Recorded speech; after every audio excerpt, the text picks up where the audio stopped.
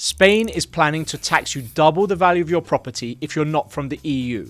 If you buy an apartment for 300,000 euros, you could be paying 600,000 euros in total. This is a new government proposal in response to a housing crisis that's spiraling out of control. They've got protests on the street, crackdowns on short-term lets, and inflation on property.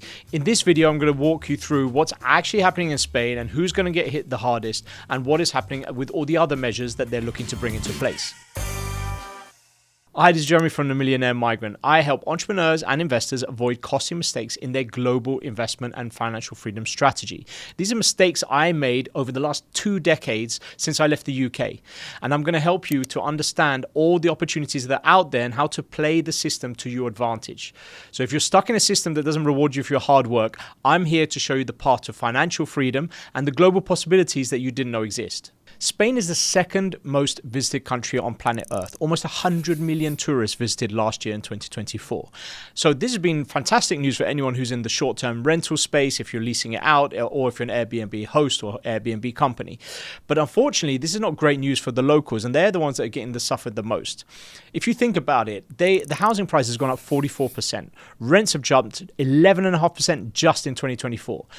2 out of 3 young Spanish adults still live with their parents. So essentially, this has reached breaking point, and now the government is putting in place a lot of measures.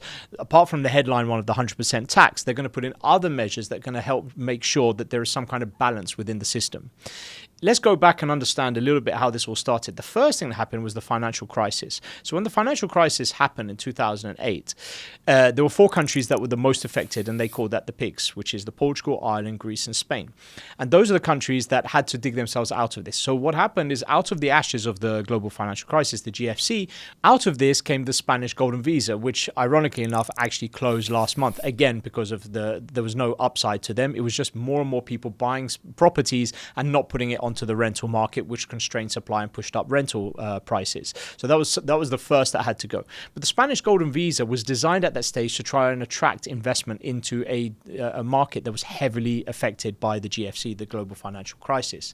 What happened is COVID also had a significant impact as well, because COVID, everything just stopped, then it opened again, and it created a supply chain impact that meant that raw materials, your cements and what have you, also had an impact in terms of new construction projects. It also meant that labor became more costly, and what this meant is that there were less and less developers coming on stream. I would also caveat this and say that a lot of bureaucracy in Europe, not just in Spain, has meant that a lot of developers couldn't get up and running, couldn't get planning permission, and this also had an impact. So if you put all of these elements together, you can see why this is having a profound impact on people who want to be able to own their own home, which is every person's essentially basic right. But now we have reached breaking point, and I think the government has listened to all the protests. And what they're saying is that if we do the math here, there's only 100,000 homes being built per year. Spain needs 600,000. So that's 10% of the population. So the result of this is the housing shortage is making people angry, and the government is under pressure to react. And so the 100,000 euro tax increase is the headline. That got everyone in a panic, and it got a lot of people saying, you know what, I'm not going to buy in Spain. But it's only one of several measures. But if we go through the measures, you'll understand that actually, if I was Spanish, I'd be totally on board with this. And I think when you read it, as much as I'm someone that is I own properties in different countries, I also am someone has been a tenant as sometimes and had someone say my rent has gone up by 60%. So I've seen it on both sides of the coin. Now, Pedro Sanchez is the prime minister. He proposed these really aggressive bills. Now, I mentioned the 100%. It's 100% on the price of the property. Some people said no, it's 100% of the tax on the property. So just to be clear, it's 100% on the value of the property.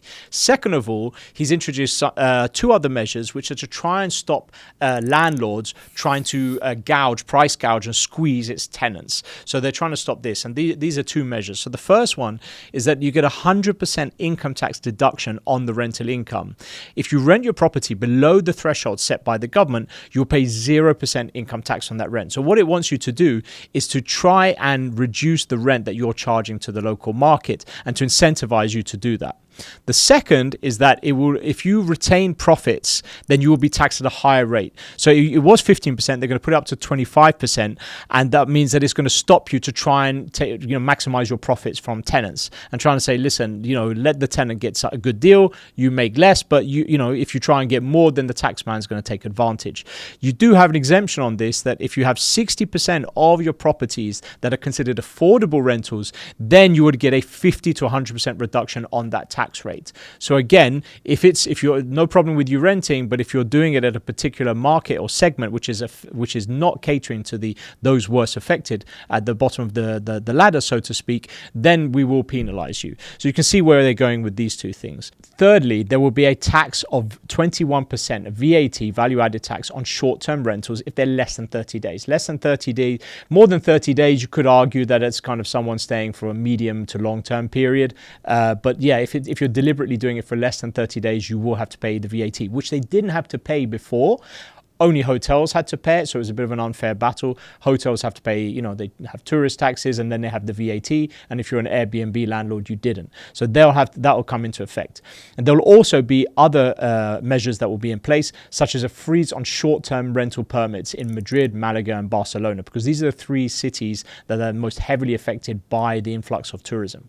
If you didn't see it, I did cover a video talking about Barcelona. It was some time ago, and I took it from the perspective of someone who is looking to invest in Barcelona. But I think after you've seen this, you'll understand that there really isn't any reason to go invest in that country. But I also mentioned in other videos, and I continue to say, is that I used to have properties in Europe in 3 different countries, and I sold them all in the last couple of years. I think it has a lot of issues there, and I understand that this is something that I feel is really in the best interest of society. But at the same time, if I'm the other side as an investor, I usually get much better returns in different parts of the world, largely in emerging markets. A bit risky for your average Joe, but I'm comfortable with that level of risk because I understand the correlation between risk and reward. So here's the twist. The bill still needs parliamentary approval. So obviously there's going to be some pushback. There always is. This is the problem with governments that unfortunately happen, is that there's a lot of coalitions, or there's rights and lefts. And so there isn't always an absolute chance that this will actually go through and have an absolute majority behind it. There will always be somebody that has a problem with it. But it is something that it looks like there's grand consensus around. Just for context as well, other countries have similar problems such as this, and they are starting to work towards this. So Portugal, I personally experienced it. Alojamento local was the legislation that would allow people to lease in particular buildings or municipalities. You look at France. France has rent caps in big cities. It has taxes on empty homes. It has restrictions on Airbnb. And then Germany is a bit different. It has very strong rent controls. It's very favorable towards the tenant, but it also created a society of tenants as opposed to homeowners. So I know a lot of foreigners that ended up becoming the homeowners because it was very there was a lot of tenants there. But you'll see that this is a trend that is affecting a lot of different countries. Ultimately, who's going to win? The Spanish residents, the Spanish citizens, tenants in major cities, those people who just want to take the first step in getting on the housing ladder. And also the governments themselves will find themselves under less local pressure. I don't think that they should use this as an excuse not to be able to enable and encourage entrepreneurs to become real estate developers. There always needs to be that side of things. The less bureaucracy, the better. I also understand what happens when you've got complete unmitigated lack of oversight over planning permissions. We see this in some countries. I see in the UAE, I see that it's really very much trying to build enough accommodation so that people don't have to pay such expensive rents. But also, if that goes unchecked, it becomes a bit of a problem. So ultimately, what's going to happen in Spain? Airbnb operators, good times are over. Foreign real estate investors, good times are over. And it's now probably looking at other places to invest. If you want to know about where to invest overseas, I'm going to be launching a series of videos talking about all the countries I invested in the past. Right now I have 2 transactions going on in terms of acquisitions, and I'll be doing more in the future. But I think also this is going to be very attractive to digital nomads, because Spain actually has an extremely attractive digital nomad program. So if you want to be able to attract digital nomads, one of the components that you want to look at is the fact that the cost of living is very affordable. Spain is not the cheapest place in Europe. It's not the most expensive, but it has a very attractive digital nomad program that is interesting. You only need to show that you're self-sufficient. We'll do a video about about this coming up, and I think we covered a few just to compare the top 5. But these videos are on a different topic, which this one is just about real estate. Spain has still a lot of things that attract it, and that is also one of the reasons why everyone was buying properties there, investing properties there, becoming residents there from overseas. But I still think that it will still be able to attract different type of overseas and non-residents by having it very attractive for people to move there and establish families. And everybody knows that if you're coming from a former Spanish colony or from the Philippines, for example, then you would be able to obtain the nationality within 2 years. Very attractive, and we will do another video talking about this topic, so subscribe if you'd like to be notified. So if you're looking to buy as a non-EU citizen and you're looking for the options, there are alternatives. You've got the Greece Golden Visa, so you can buy properties in Greece and get the Golden Visa. You can also do Malta. Malta has a program if you're interested. There's also Northern Cyprus. People don't really talk about a lot, but Cyprus is in 2 sides. You've got the British side, the EU side, and then you've got the Northern Cyprus, which is the Turkish side. Property prices are really affordable there. You've got the same coastline, obviously, as the other side, but it's much, much cheaper in terms of price.